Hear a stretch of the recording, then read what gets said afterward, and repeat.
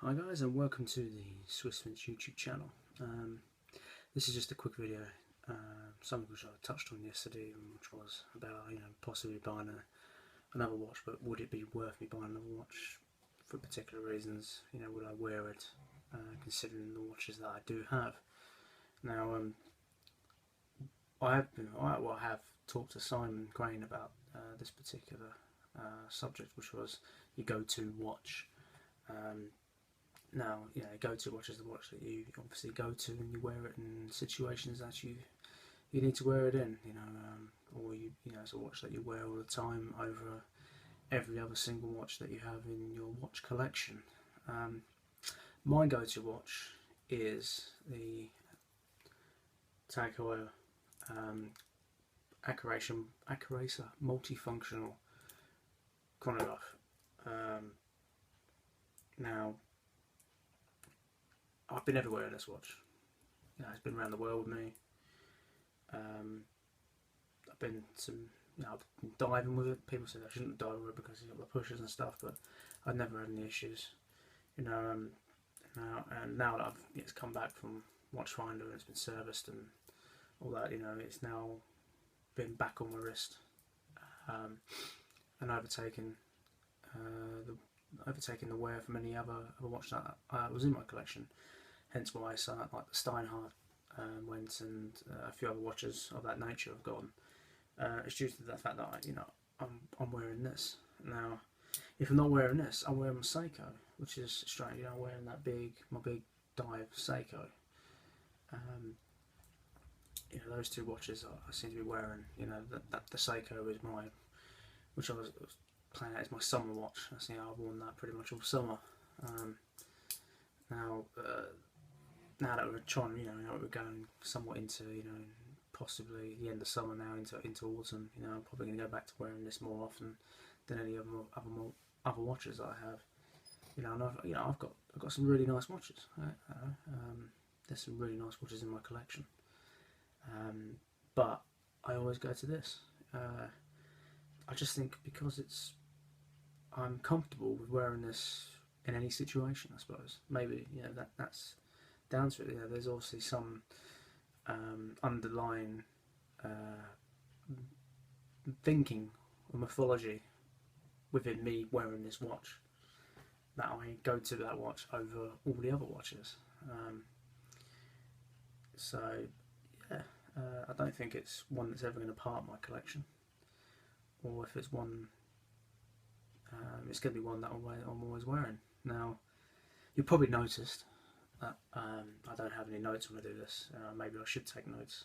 Maybe it might be more coherent, better flow with it, possibly. But I kind of like to do these with as it just rolls out. Really, it's kind of the way I suppose it's the way I do things.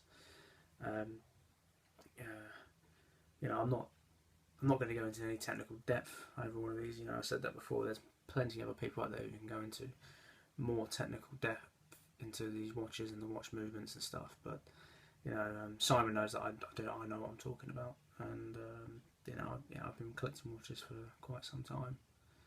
Um, I'm no guru, nothing like that. No, I'm just a avid collector, I suppose. Um, so yeah, that's my go-to watch, and literally that's what's been on my mind for the last probably 3 weeks.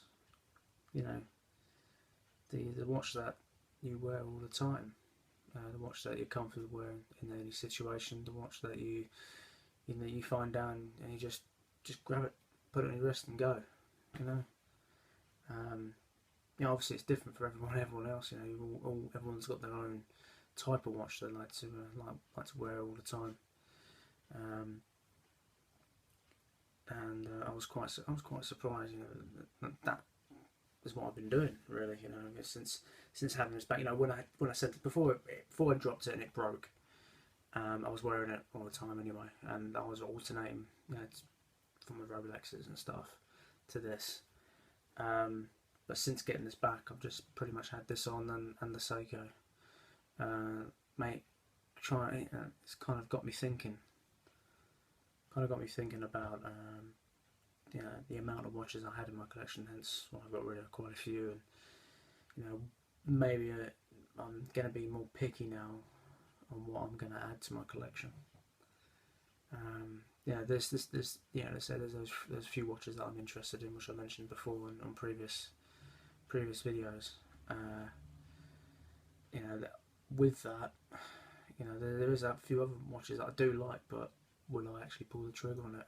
Now, I was really into the Tudor Black Bay Heritage, but everyone seemed to have jumped on that bandwagon, and everyone seemed to have got it, which kind of put me off in a sense. It's a great watch. It's an absolute fantastic value for money. It's fantastic. It's an absolutely fantastic watch, and it looks absolutely stunning. I do love that deep burgundy kind of colour that one with it. It would give a bit of colour to any watch collection, and you'd be absolutely make an absolute stunning piece anyone's collection, including mine. But it just comes down to, would I wear it enough to justify buying that kind of watch? It's the same thing. I've got my eyes on the Longines Hydra Conquest, but again, would it be something I wear? I just don't really know.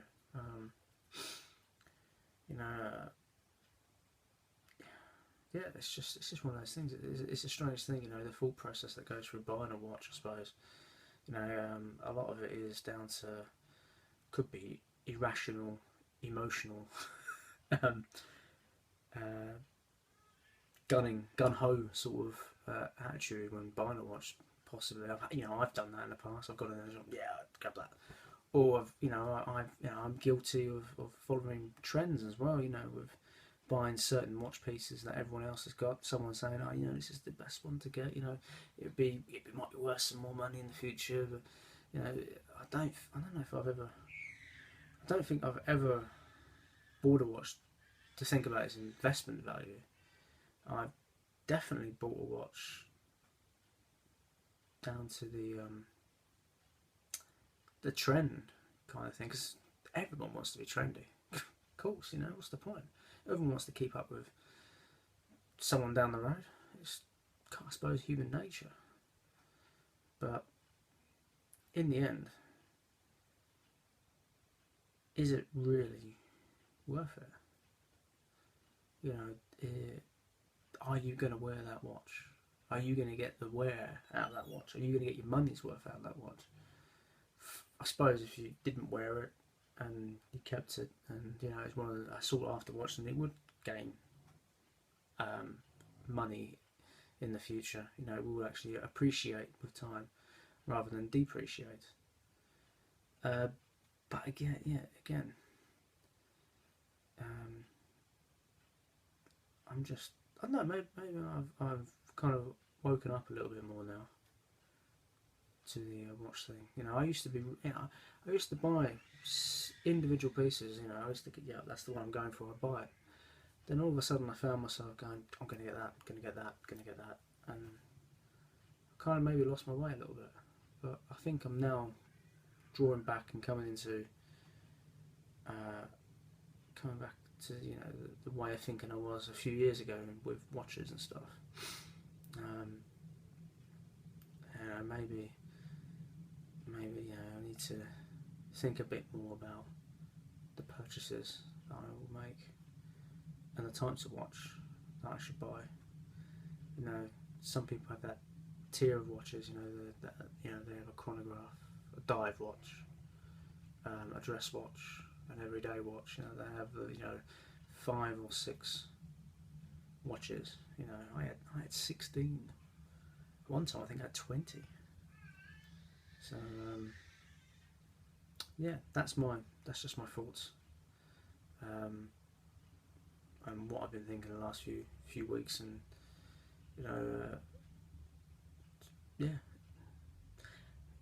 what's your go-to watch? What's the watch that you like to wear all the time?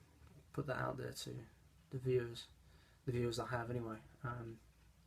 and people watch this. You know, if you, what's your go-to watch? You know, what could you suggest to me would be a great watch to add to my collection? I'll be interested to hear that, because maybe, you know, there's something I've not looked at. Maybe there's something I've missed that could be worth thinking about. You know, something that ain't, you know, 4, 5 or 6 grand. You know, something which is a reasonable price with good value for money. I'll put that to you. Anyway, hope you all out there are well, and you've had a great week so far. I'll talk to you guys later, and take it easy. Have a nice one. Bye for now.